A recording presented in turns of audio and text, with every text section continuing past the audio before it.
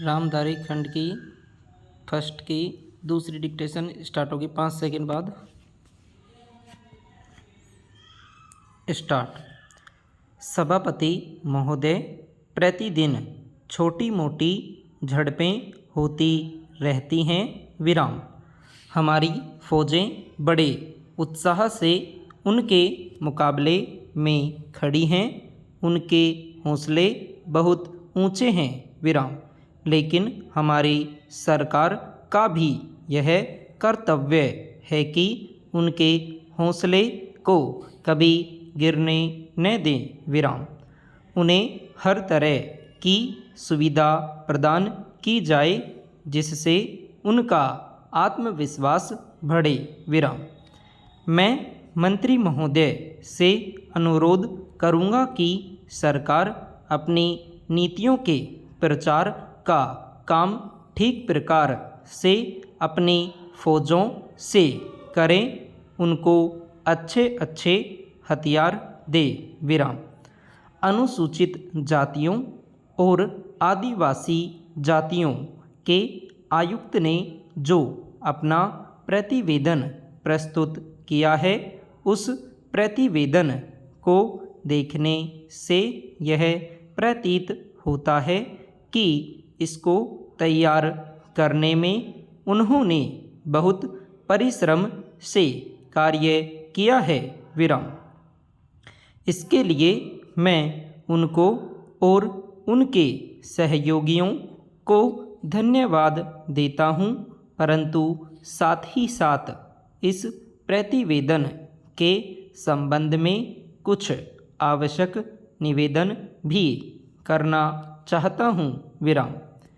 पहली बात तो यह है कि इस प्रतिवेदन को देखने से ऐसा प्रतीत होता है कि इन कार्यों के लिए जिस धन का उपयोग होता है वह 3 साधनों से उपलब्ध होता है।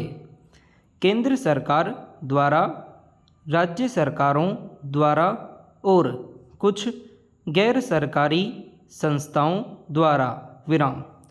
प्रतिवेदन के अनुसार जितना धन इन कार्यों पर व्यय करने के लिए दिया जाता है, उतना धन पूरी तरह से व्यय नहीं हो पाता। विराम। मैं यह नहीं कह सकता कि आवश्यकता से अधिक धन दिया जाता है या कार्यकर्ताओं को वह धन प्राप्त ही नहीं होता, जिसके कारण से वह बिना खर्च हुए बच जाता है। विराम। मैं तो यह चाहता हूँ कि जितना धन दिया जाता है उसका पूरा उपयोग हो और आयुक्त को यह न कहना पड़े कि इस कार्य के लिए जितने धन की आवश्यकता थी उतना धन नहीं मिल पाया और विवश होकर हमको उस कार्य को बीच में ही रोकना पड़ा। विराम। पैरा। जहाँ तक राज्य सरकारों का संबंध है, बहुत सी राज्य सरकारें अभी तक इस कार्य में असावधानी से काम ले रही हैं और इस कार्य को उपेक्षा की दृष्टि से देखती है। विराम। आयुक्त ने इस बात की शिकायत की है कि बहुत सी राज्य सरकारों ने अनेक पत्र भेजने के बाद भी अभी तक अपनी रिपोर्ट नहीं भेजी है। विराम। मैं चाहता हूँ कि सरकार इस तरफ निष्ठापूर्वक ध्यान दे।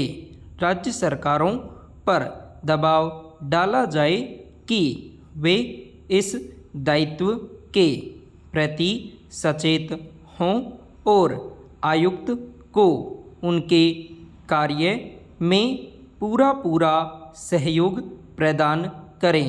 संपूर्ण विराम।